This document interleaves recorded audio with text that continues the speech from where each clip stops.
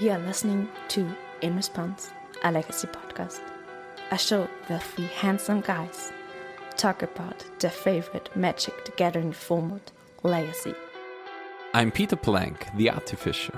I've got everything at hand in my Goblin Welders toolbox. I'm Daniel, the scientist. I ponder precisely about the next move that decides the fate of my opponents. I'm Philipp Klein, the rogue. I use the graveyard to fuel opponents with agony. And now, lean back and enjoy. Hello everyone and welcome to episode 71, Cowboys and Artifacts of... In Response, A legacy podcast. I'm Philipp Klein, I am Daniel. And I'm Peter Plank. and we're talking about Legacy. Most of the time. So at first, I think it would be great to have some kind of response here. And now we go to In Response to the Media. This is the section of the show where we talk about something happening within the community. And actually we have a small, cool post from Rodrigo Togores. And he found a tournament where they had anonymous voting for splitting in the top 8. And for our extent, this is something that we definitely approve. Yeah, I think it's something that is just removing any feel bad moments for any player who doesn't want to split usually and just wants to play out the tournament in the top 8, and for competitive levels having an anonymous vote for this kind of thing seems like a good thing, and I guess we can all approve. Yeah, this concept. 100% agree here, Right. because that's just the best thing that you could do. Actually, I wonder why nobody has thought of this until right now. Yeah, it's just such an easy fix. And with that, I think we can hop into the main topic of one of many that we have today. And there has been a new spicy list in Legacy that popped up and actually won the Legacy Challenge lately. It is, I would actually have the feeling of some affinity kind of nostalgic feelings when I saw this list. It was a really big deck in Modern back in the days. I don't know if you had in the past. The pleasure to play again. Against it, yeah. It was, I think, not too well. Maybe way back in the days when the artifact lands were more popular, more strong in Legacy. Maybe a deck, but this time around it's a new version involving one of the new cards. I think it's a Simulacrum Synthesizer. Oh yeah, it's always I haven't in my brain that experimental synthesizer, because Peter has talked non-stop, I think, for the past 2 years about this card. Yeah, listen to some old episodes of us. You can definitely hear 2021 to 2022 was the time. Yeah. And yeah, when I only read the headline of the tweet, basically, Synthesizer won the challenge, and I was like, And you flipped out. fuck yeah. It's great, I want to see the deck list, what is tried, and then I said, And it's wait, mono it's blue. And yeah, I mean, I've seen the synthesizer up front, and I thought like, maybe it does something in Legacy. Maybe we can do something in Paint, the Blade Blue, maybe with Thought Monitor and stuff like that. But there was like a small little creature, like a frog might actually. And yeah, frog might together with the 7 drops The really made it Sojourner's strong. Companion, yeah. Yeah. It's basically you get a lot of Urza Saga constructs that pump each other and just swing for the win. And also there's this cute little addition to the deck. It's the community calls it's Swiftfoot Boots at home. I don't know right now the name of the card, but they are the new boots. the new Equipment, yeah. boots. They are for 1 mana, and you get +1/+0 and ward haste and ward 1. And what one, Exactly. yeah. And For 1 mana to equip. for 1 mana to equip, and everybody has just overseen or just forgotten that these can be fetched by Urza Saga. Yeah. And I think the great thing about this is that you get to attack with 2 construct tokens on turn 3. So this is huge. This is end of turn insane. you make a construct token, then the saga triggers, you make another construct token, you fetch the equipment and get to immediately attack with the new construct token as well. So it changes the clock significantly when you are against Ursa Saga. Yeah, it basically made the Ursa Saga decks like a tad more aggressive. Yeah. And for the synthesizer, I think for shortly explaining the card, it is 3 mana artifact. When it enters the battlefield, you get to scry 2, and every time you get to enter an artifact of mana value of 3 or more, you get a construct token. So it is a powerhouse. Let's say how do you call it? A power bottle kind of thing. A power level. It's more like it's a win con, right? You can deploy this on turn 1 with Ancient Tomb and Lotus Petal, and just splash out your hand with all the mocks and petals and balls and everything, and then you just drop a Sojourner's Companion or a Frog Knight, and you get another construct token. The overall strategy of the deck is a synergistic affinity deck, like it's focused on artifacts, and you have Ursa Saga. You also have the how is it called? The creature that 8-cast plays that against Monitor, no, not the Fort Monitor, but the aggressive one that has Ward 2 and Kappa Cannoneer. No. Okay. It is I'm running out of ideas. It's the 2-drop. It's a 1/1 with Ward 2, and whenever an artifact enters the battlefield, it gets Patchwork Automaton. Yeah, thank Exactly. you. Yeah, exactly. Yeah. And so overall, it's an aggressive deck that had a lot of synergistic elements to that, and synthesizer is powerhouse on its own kind of. And I think it has another new card also in the deck that draws you cards every time you cast an artifact, I think, but I don't know the exact name at the moment. But it's also in the deck list, so you get to refuel your hand and draw through the deck. The thing with the deck is it's on the one hand a really aggressive deck, but on the other hand with the synthesizers, with the scries, with the additional card advantage from Fort Monitor, it's like also a really, really strong deck in the mid game. And sometimes if we can make it stumble at like turn 3, turn 4, it can stumble in the late game. But usually the aggressiveness doesn't really stop at the first few turns. You know what's good against this kind of deck? Rest down. Oh, Meltdown. Rest down. Yes. Everything is basically great against Ursa Saga. Also, Brotherhood's End. Brotherhood's End. Brotherhood's End is insane actually against this kind. This kind of deck.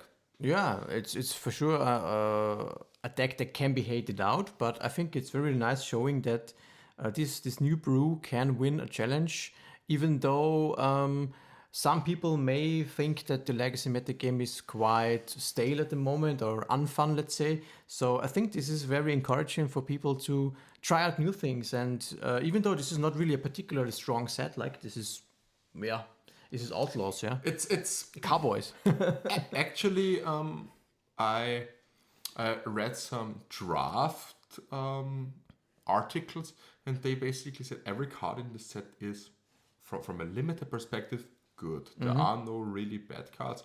You have to draft this set pretty synergistic, and get the value out of this, because there aren't so great bombs in this set, because everything is pretty on the same level.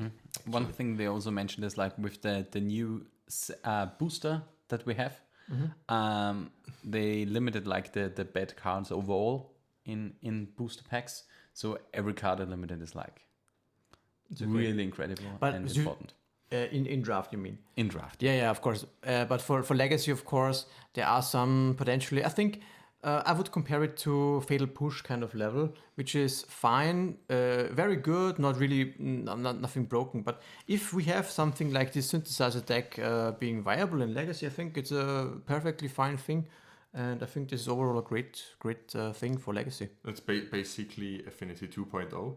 Yeah. And as long as Legacy doesn't evolve into Affinity Standard back in Mirrored Block, I'm fine with it. No.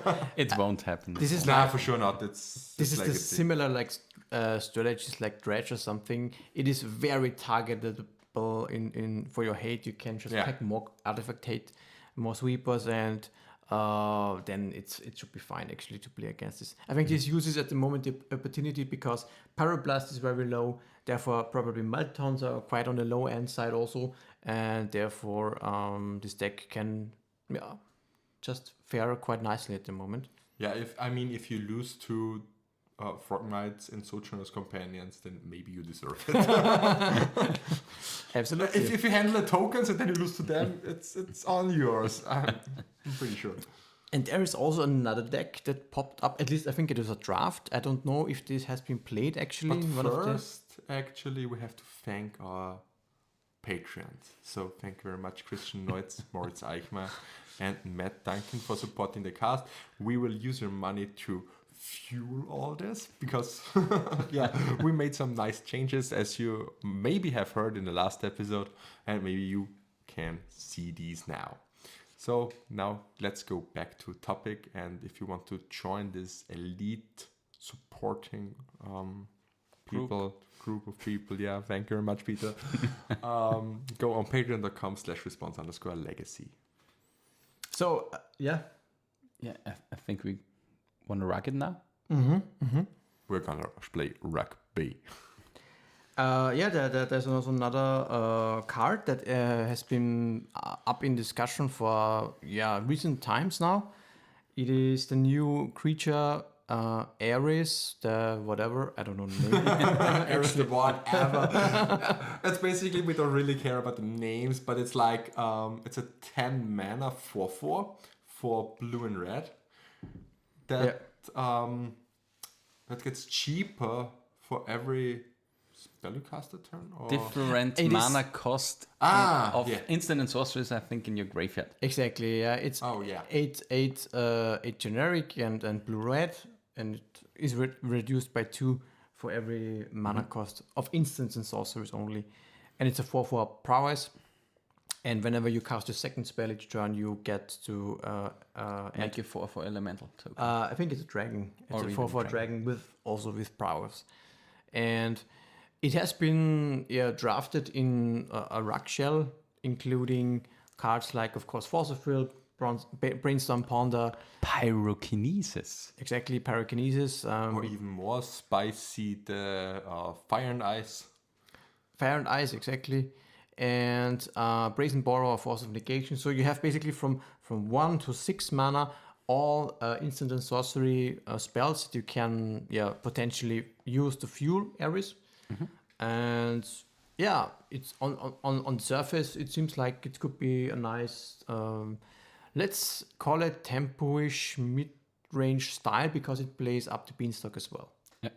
Now you get to refuel your hand. I mean, if you play this 4 mana dude and draw a card, and now you have something to play a second spell that turn.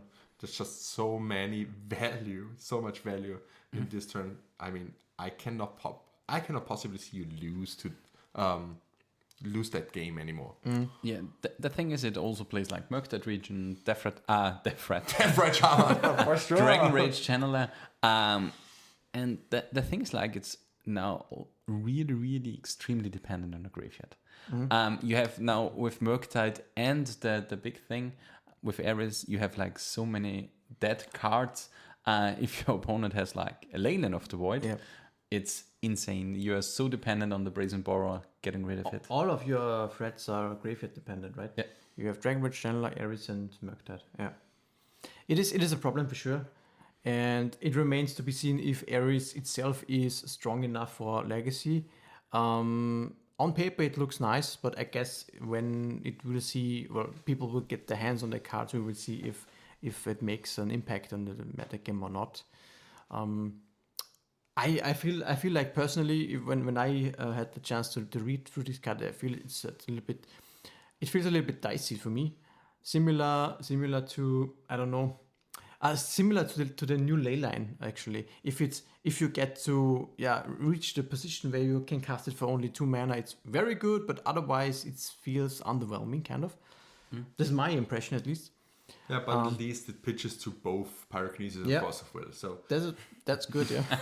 so, I mean, these are things that we have to talk through, because cards pitching to other cards is a huge bonus. It is a bonus. It is absolutely true.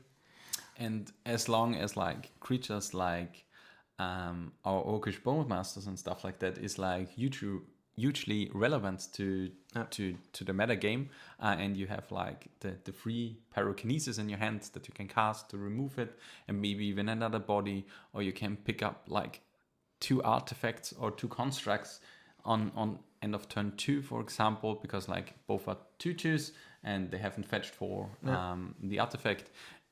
There is some good stuff that the card can do, and even though elves are currently not available for Legacy. Eris. Elves. Elves. Elves. Okay. Yeah.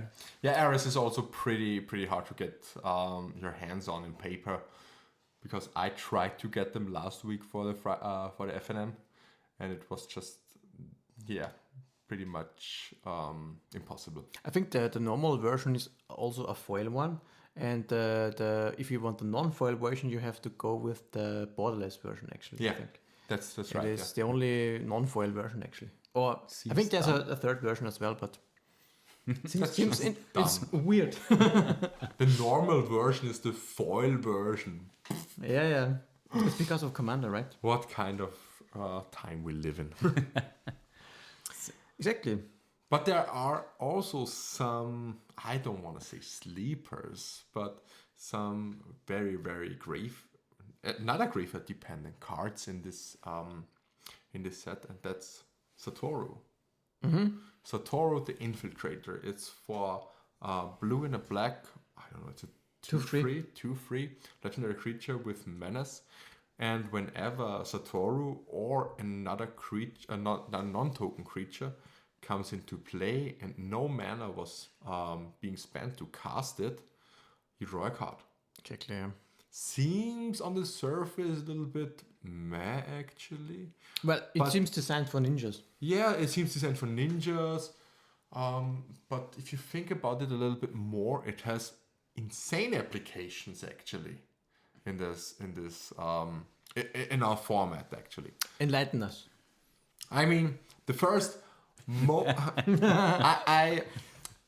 I had a little talk with Marcus. He tried it in Who is Marcus, by the way? Marcus Schmidhuber. Is one of guy from, I think we had him in our streams probably.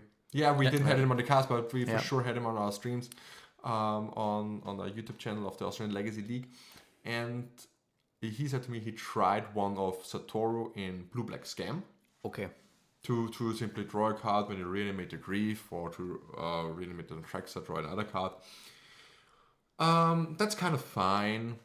But the card actually gets more tried out in Dredge, in Blue Dredge. That's more my jam. There is a Blue Dredge, like blue-black, straight up blue-black Dredge is maybe even the most common Dredge version at the moment. That plays leadless, also with no lines of diamonds. And no looting, of course. No looting, no lines of diamonds, plays 4 otherworldly gaze, and is pretty much, has also a underground sea fetchland mana base, and is a little bit slower, but is plays Force of Will, Force of Negation in the sideboard, and has a really, really strong mid-range game. Okay. And they try Satoru as a Dredge enabler that can be hard casted on turn 2. So it's from your hand, yeah. So it's basically you make your land drop or play your fetch land and say go. End of turn you otherworldly gaze, put a Dredge in your graveyard.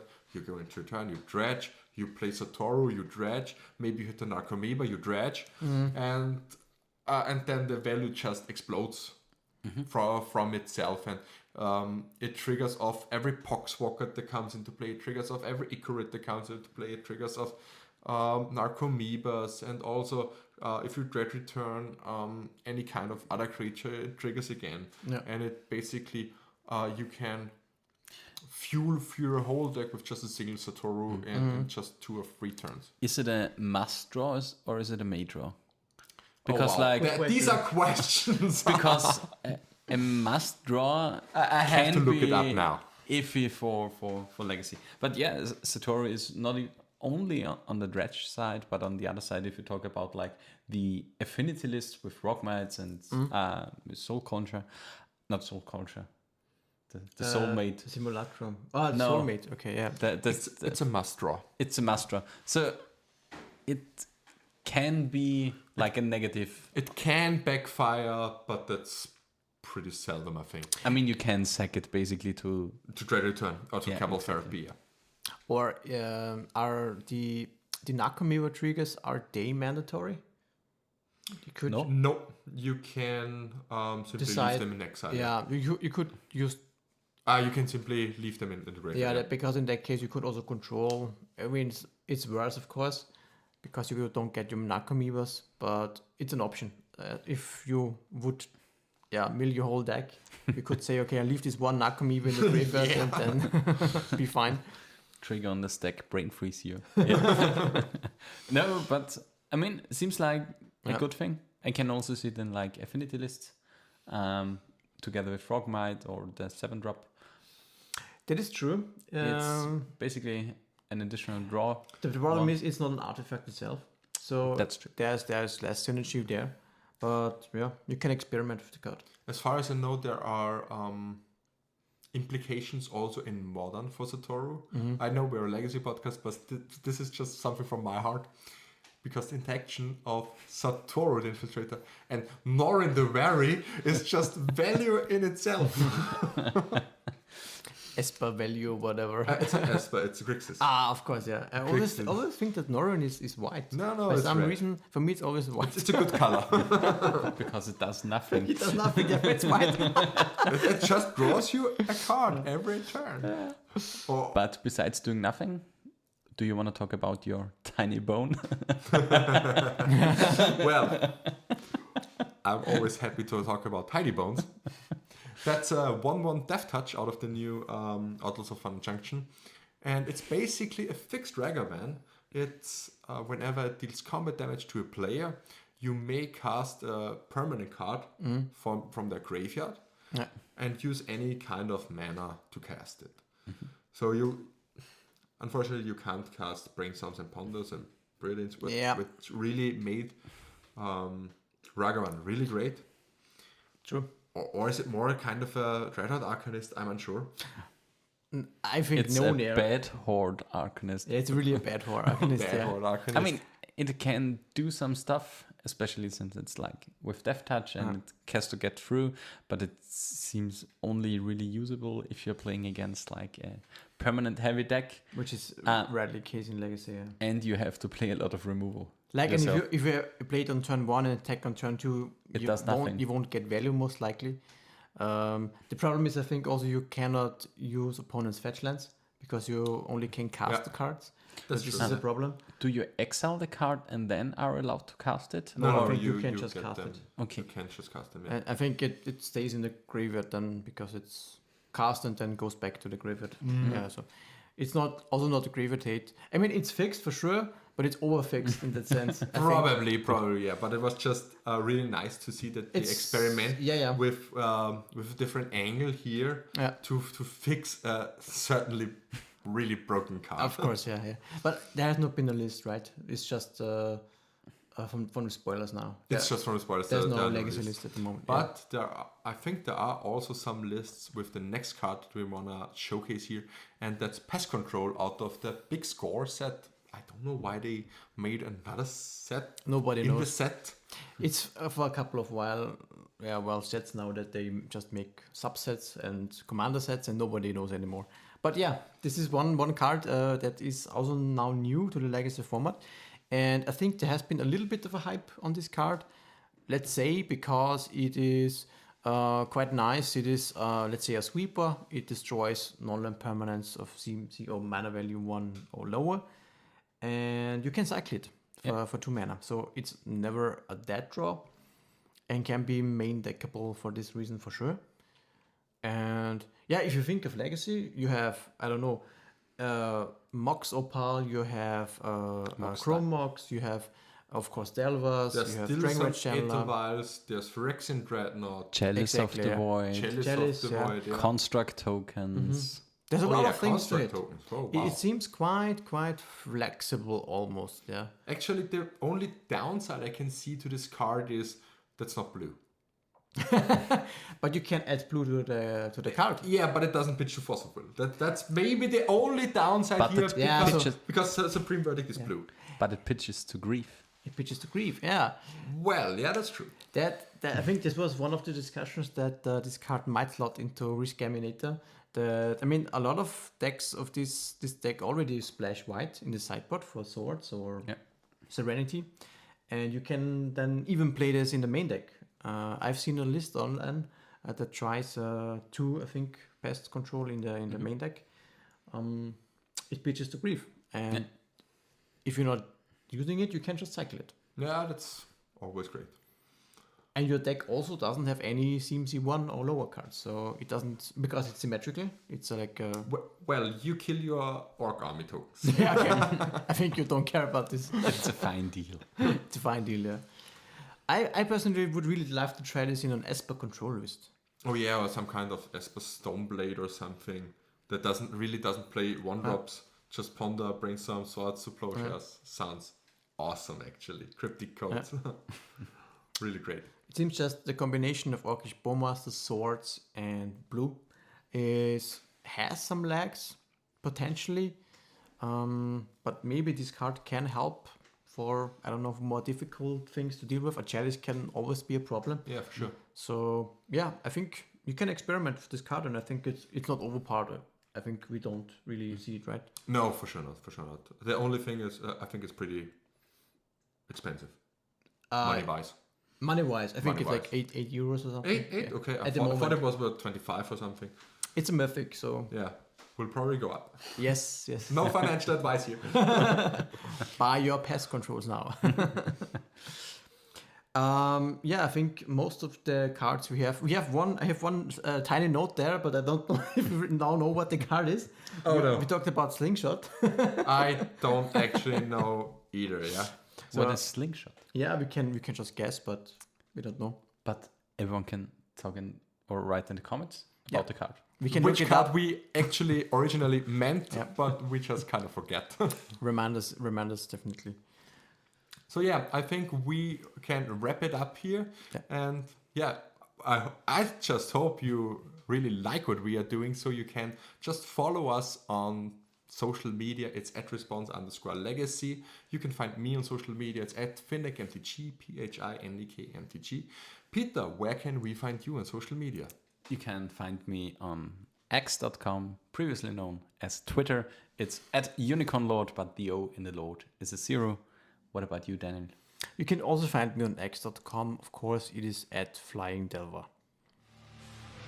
Thank you very much. In response, the end.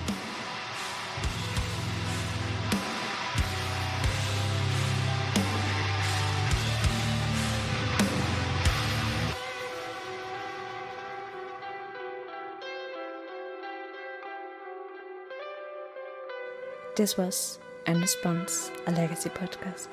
If you enjoyed the ride, feel free to support the show by following, leaving a review, or subscribe on patreon.com/response_legacy.